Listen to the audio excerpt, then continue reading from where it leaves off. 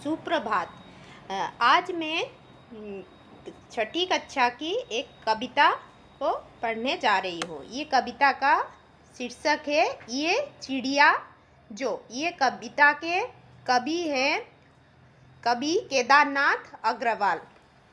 कवि ने यहाँ एक चिड़िया, ये चिड़िया जो का पहले हम पाठ करते हैं। ये चिड़िया जो चोंच मारकर दूध भरे जूड़ी के दाने रुचि से रस से खा लेती है। ये छोटी संतोषी चिड़िया नीले पंख वाली मैं हूँ, मुझे अन्न से बहुत प्यार है। ये चिड़िया जो एक चिड़िया है जो चोंच मारकर दूध भरे जूड़ी मतलब जो दाने देते हैं, जो बाजरा चावल, उसको वो चोंच मार के उसमें से दूध निकाल के रुचि से मतलब खुशी से उसका रस पी रही है, बहुत आनंद लेके रस उसका खा रही है। ये छोटी संतोषी चिड़िया, छोटी मतलब वो बहुत छोटी चिड़िया है लेकिन खुश रहती है। संतोषी मतलब खुश रहती है। वो नीले पंख वाली, उसका पंख जो है नीले पंख वाली। तो वो मुझे अन्न से बहुत प्यार है। अन्न मतलब वो जो खा रही है, दाना जो ले रही है, अन्न बोलते हैं उसको। अन्न मतलब दाना, अन्न मतलब दाना, तो उससे बहुत प्यार है। फिर दूसरा पाठ हम करेंगे। ये चिड़िया जो कंठ खोलकर बूढ़े बन बाबा की खातिर रस उड़ेल कर गा लेती है। ये छोटी मुँह वाली चिड़िया नीले पंख वाली मैं हूँ, मुझे बीजन से बहुत प्यार है। ये चिड़िया जो यहाँ पर कंठ खोलकर, कंठ मतलब उसको गला खोलकर बूढ़े बन बाबा की खातिर मतलब वो उसको जंगल, बन मतलब जंगल में, उसको पुराने जंगल में वो उसको अच्छा लगता है। वो वहीं पर रस उड़ल कर गा लेती है। मतलब वो रस उड़ल कर मतलब वो खुशी मन से वो जंगल में उड़ के अपना खुशी से वो गाती है वहाँ। ये छोटी मुंह वाली चिड़िया है, छोटी, उसका मुंह बहुत छोटा है, बहुत छोटी है। वो नीले पंख वाली मैं हूँ, वो नीले पंखी चिड़िया है, मुझे बीजन से बहुत प्यार है। बीजन से मतलब जंगल से बहुत प्यार है। फिर ये चिड़िया जो चोंच मारकर चढ़ी नदी का दिल टोटल करजोल की मोती ले जाती। ये छोटी गरबाली चिड़िया नीले पंख वाली मैं हूँ, मुझे नदी से बहुत प्यार है। ये चिड़िया जो चोंच मारकर, चोंच चिड़िया का चोंच मारकर चढ़ी नदी के दिल टटोल कर, नदी किनारे चिड़िया उड़ रही है, उसको बहुत खुश होके वो उड़ती है नदी किनारे। नदी जल की मोती ले जाती। जल का मोती मतलब वो जब पानी पीती है तो उसका जब लेती है, जो जल जब गिरता है पानी में कैसे दिखता है, मोती जैसे दिखता है ना, तो उसकी तुलना कवि ने मोती की तरह की है। ये छोटी गरवाली चिड़िया, गरवाली जिसको जो पानी के पास रहता है उसको गरबीली चिड़िया बोलते हैं। नीले पंख वाली मैं हूँ, मुझे नदी से बहुत प्यार है। तो उसको किससे प्यार है? नदी से बहुत प्यार है। ये कविता के कवि हैं केदारनाथ अग्रवाल। तो ये पाठ के द्वारा कवि ने बताया है कि उसके जो चिड़िया के बारे में यहाँ कवि ने बताया है, उसका स्वभाव में नीले पंख वाली एक छोटी चिड़िया है। वो बहुत ये संतोषी है, मतलब वो खुश है, अन्न से बहुत प्यार करती है। अन्न मतलब जो खाना खाती है, वो दाना अनाज लेती है, उसको वो बहुत प्यार करती है। अपने पन के साथ कंठ खोलकर पुराने घने वन में बेरक गाती है। जो जंगल रहते हैं जहाँ पर वातावरण उसके वातावरण का रहता है, घना वन रहता है, वो उसमें दिल खोल कर गाना गाती है। मुँह बोली है, एकांत में भी उमंग में रहती है। वो अकेली रहती है लेकिन खुशी, उमंग मतलब खुशी से रहती है। ये उफनती नदी के विषय में जानकर भी जल की मोती सी बूंद को चोंच में भर लेती है। जो नदी का धार जोर पहाड़ में जब नदी गिरती है तो उफनती है ना, जोर से गिरती है ना, तो वहाँ से जो पानी के छींटे गिरते हैं वो मोती की तरह वो अपने चोंच से ले लेती है। उसे स्वयं पर गर्व है, ये साहसी है, उसे वो बहुत साहसी है, इसीलिए उसे नदी से लगाव है। कवि ने अपने भीतर की कल्पित चिड़िया के माध्यम से यहाँ पर मनुष्य के महत्वपूर्ण गुणों को उजागर किया है। तो यहीं पर समाप्त करते हैं कविता से। हम यहाँ पर कुछ प्रश्न उत्तर दिया गया है, हम उसको बता देते हैं। नंबर 1, कविता पढ़कर तुम्हारे मन में चिड़िया को जो चित्र उभरता है उस चित्र का कागज पर बनाओ। ठीक है। नंबर 2, तुम्हें कविता का कोई और शीर्षक देना हो तो क्या शीर्षक देना चाहोगे? उपयुक्त शीर्षक सोचकर लिखो। इस कविता के आधार पर बताओ कि चिड़िया को किन किन चीज़ों से प्यार है। ठीक है, ये प्रश्न के उत्तर हम तो पहले देखते हैं। कविता पढ़कर तुम्हारे मन में चिड़िया, आपके मन में क्या क्या आता है? चित्र को देख के एक छोटी नीली चिड़िया को बारे में आपके मन में आता है कि नहीं? छोटी चिड़िया क्या कर रही है वो? दूसरे नंबर में आएगा चिड़िया सुबह दूर जाती है, अनाज खाती है, छोटे छोटे दाना वो चुगती है, आकाश में उड़ती रहती है, घने जहाँ पर पेड़ पौधे रहते हैं वो वहीं पर बैठ जाती है, सबसे ऊंची टहनी पर बैठी रहती है और ज़ोर से आवाज़ देती है अपने आवाज़ से। वो नदी, कहीं पर पानी, नदी का पानी है तो उसको वो पानी को ये मोती की तरह वो ये पीती है वो पानी को, लेकिन वो स्वाधीन है, खुशी है, उसका मन बहुत खुश रहता है। फिर दूसरे नंबर पे है, तुम्हें कविता का कोई शीर्षक देना हो तो शीर्षक देना चाहोगे? तो मेरे हिसाब से यहाँ पर शीर्षक होगा छोटी चिड़िया, साहसी चिड़िया या नीली चिड़िया, ऐसे बहुत सारे नाम होंगे। आप भी अपने हिसाब से दूसरे शीर्षक भी चुन सकते हो।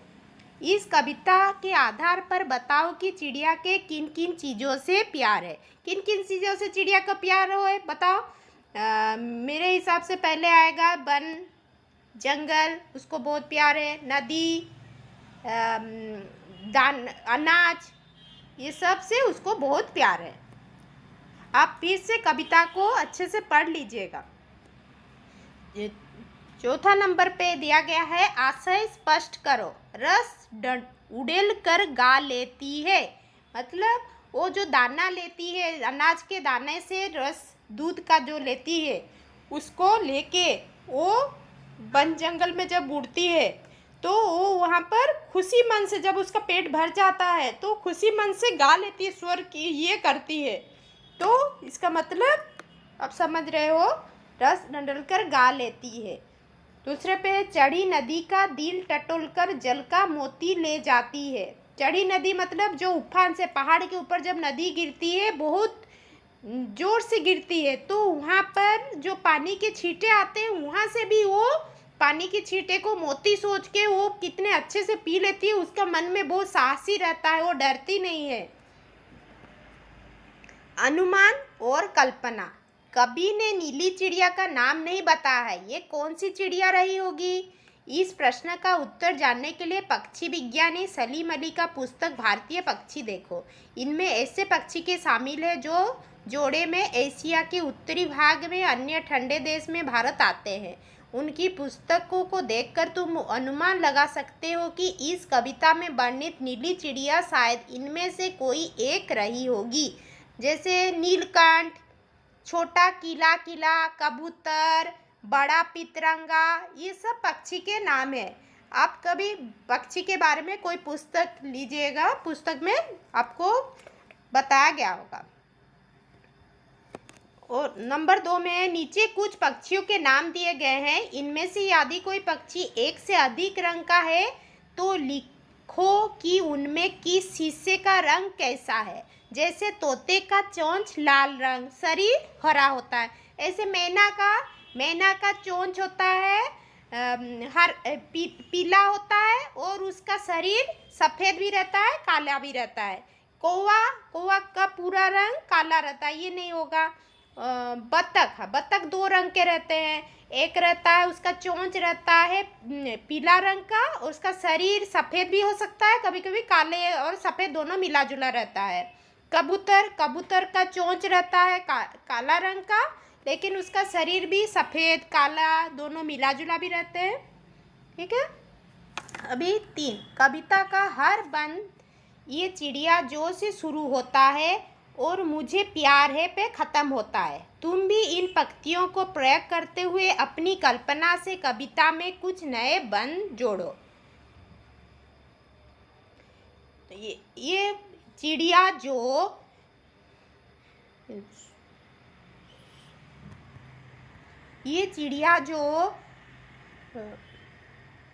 चोंच मारकर सुबह सुबह उड़ जाती दूर गगन में बहुत दूर तक उड़ती रहती। नील पंख वाली मैं हूँ और मुझे आकाश से बहुत प्यार है। ठीक है, आप दूसरा कुछ भी लगा सकते हो, थोड़ा सोचना। ठीक है, मैं एक पंक्ति बता दिया, तुम भी ऐसी कल्पना कर सकते हो। ये फूल का पौधा जो पीली पंखुड़ियाँ वाला महक रहा है, मैं हूँ, उसकी विशेषता मुझ में है। फूल के बदले ये कोई दूसरा चीज़ भी हो सकती है, जिसकी विशेषता को गिनते हुए तुम उसी चीज़ से अपनी समानता पा सकते हो। ऐसी कल्पना के आधार पर कुछ पंक्तियाँ लिखो। फूल पौधे जो पीले पंखुड़ियाँ वाला महक रहा हूँ, मैं हूँ। फूल के बदले यहाँ पर हम कुछ दूसरा भी लगा सकते हैं, जैसे आकाश, गगन इतना नीला रंग का है, गगन नीला रंग का है, मिट्टी की भीनी भीनी सुगंध, ये सब आप। और एक है 4 नंबर में बसंत, भाषा की बात। पंखों वाली चिड़िया, ऊपर वाली दराज, नीले पंखों वाली चिड़िया, सबसे ऊपर वाली दराजे, ये रेखांकित शब्द विशेषण का काम कर रहे हैं। जो रेखांकित है वो विशेषण का काम कर रहे हैं। ये सब चिड़िया और दराज संज्ञाओं के विशेषता को बता रहे हैं। अंत रेखांकित शब्द विशेषण है और चिड़िया दराज विशेष है।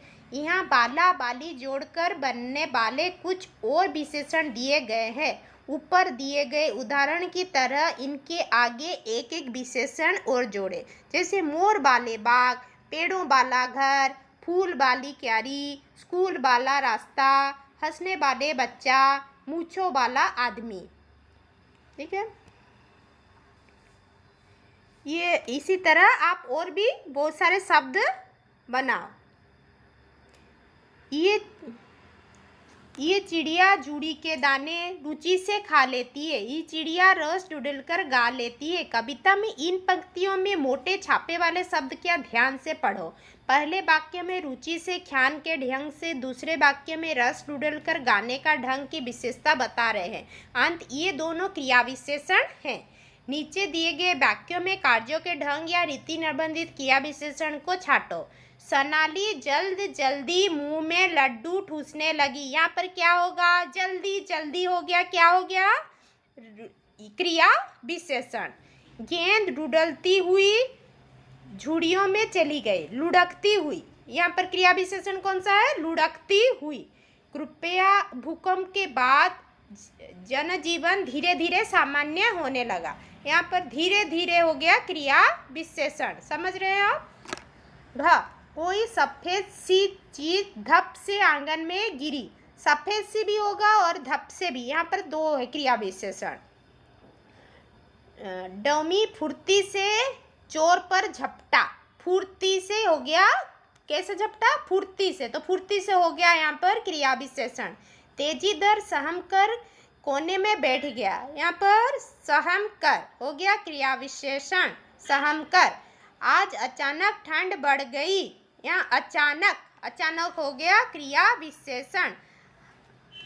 अभी समाप्त होता है। मैंने बहुत सारे क्वेश्चन का आप पढ़ लेना।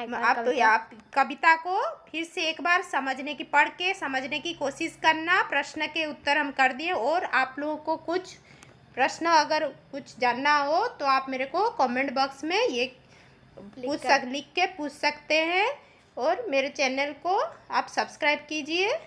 ठीक है, नमस्ते।